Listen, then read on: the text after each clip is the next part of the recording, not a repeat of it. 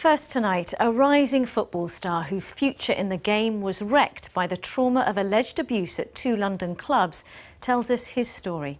Paul Collins even buried his medals to shut out painful memories. He was just 12 when he was targeted by paedophile coach Eddie Heath, first at Millwall, then at Charlton.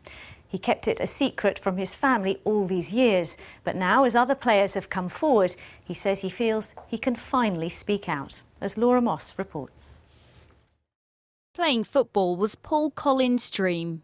A dream, he says, was shattered by the abuse he suffered at the hands of talent scout Eddie Heath while he was a teenager at Charlton Athletic. He'd always sort of say, "Hello Collins, how are you?" Slap your leg, you play well today, but he'd move his hand up my thigh, to the top of my thigh, and squeeze me, but his hand would go much deeper than what he should have done. But I just normally would just go sort of like just quiet, sort of look to my left and look and see if the player was looking, and 9 out of 10 times I felt as if the player knew, and they'd be looking out the window, it was all quiet, and I'd just go quiet, and he'll just carry on as normal and as if nothing had happened. Paul says the abuse went on for years. I'd got cramp, and we'd go into a little room there, and he'd rub you down, and he'd be quiet, you know, he'd make sure he'd rub you down quite high, and he would get aroused off things by rubbing you down, and you could tell he'd get very aroused. And there was times I lay there and think, do you know what, I'm hoping someone's going to knock on that door. When he walked away from football, Paul locked his medals in a garage. Today, 3 decades later, he wants to look at them again and show his wife, Adrienne, for the first time. I feel real proud. You should be proud. You should be proud.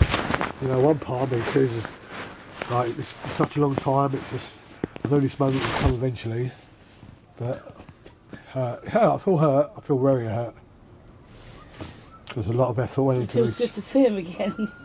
Yeah, It's been a long time. Oh, baby.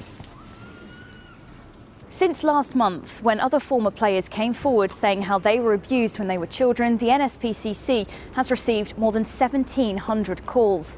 Now, Paul has kept the memories about what happened to him locked up here in a garage where he grew up more than 30 years ago. But he believes his story, like many others, may well be just the tip of the iceberg. This isn't just a football problem. This is these people, these paedophiles, will always gravitate towards situations where they can get access to young people. But I wouldn't be at all surprised if we do see, as the story evolves over the weeks and months to come, that there will be other sports and other areas of society that will similarly have these problems coming to light. In a statement to us, Charlton Athletic say there is an internal investigation underway at the club and they're taking the matter very seriously, working alongside the police. Everything comes out in the end, so if you would have stopped that in the beginning, someone like me and all the hundreds of people out there would never have gone through, because Eddie would have been stopped. Eddie would have been stopped on the spot, he would have been penalised, would have been put in prison for what he had done, and other people wouldn't have been hurt. The FA investigation, believed to be the biggest in history, continues. Laura Moss, BBC London News, Southwark.